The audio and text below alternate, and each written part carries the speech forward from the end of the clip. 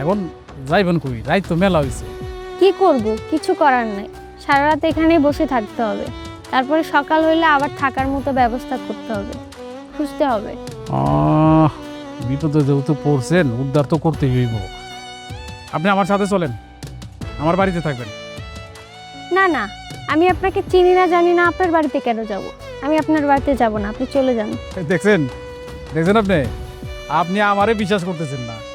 তাইলে আপনি বিপদে বেড়ে যে অন্য বাড়িতে থাকার জন্য জায়গা খুঁজতেছেন, তারা আপনারা বিশ্বাস করবো কিভাবে?